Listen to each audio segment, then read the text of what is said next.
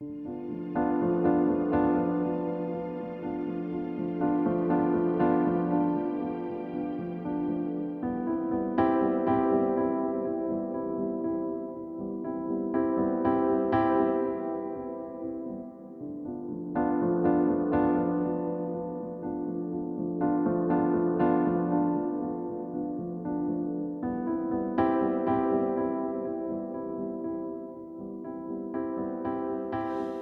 how did you manage your symptoms in the beginning?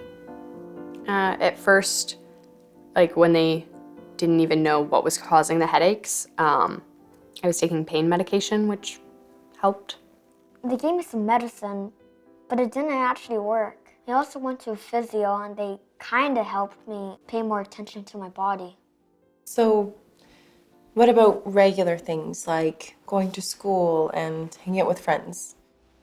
Well, I actually wanted to keep Matthew at home because I was worried what would happen if he fainted. I tried this, but realized that it didn't help Matthew at all. He needed to be at school with his friends. How effective did you think the various solutions between medicine and physio were? I was relieved it was a solution, but that began the longer process of trying to figure out what was behind all his symptoms. You mentioned that you began to understand that your symptoms were a result of feelings and stress. Yeah, I guess. Is it hard for you to talk about your feelings? Well, isn't like everybody kind of afraid of that? Why do you think that? Nobody really wants to hear about that stuff, except maybe your close friends.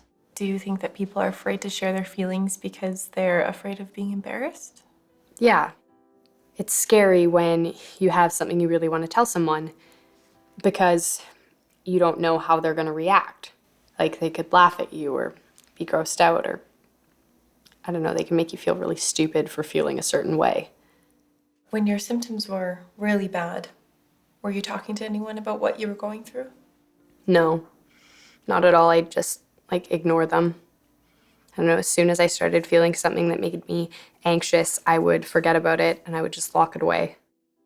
And I got really good at that. There were some feelings that without even thinking about it, I could just ignore them right away. I think it was difficult to hear about her feelings at first because,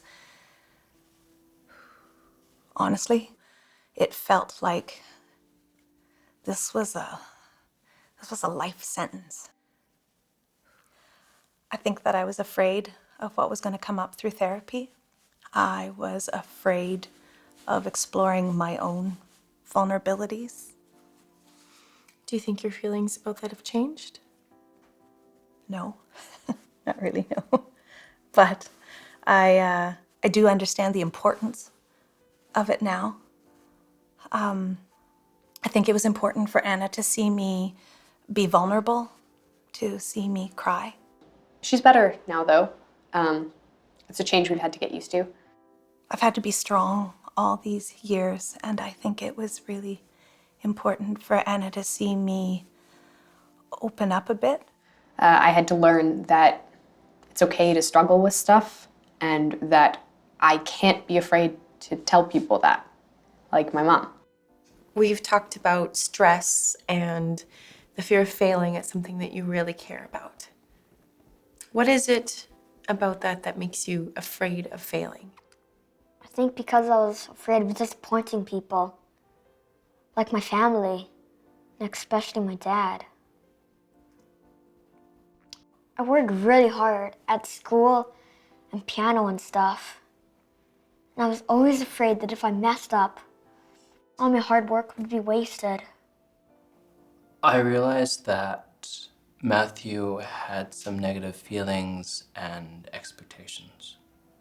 Maybe even expectations that I didn't even realize were there. I think I was putting so much pressure on him without even realizing it because he's a great kid. He is so hardworking and never complains. He's so dedicated to making me proud of him. But in reality, it was so much more difficult for him than I realized. And his body literally began to collapse. But now we have a dialogue and we're able to work through it together.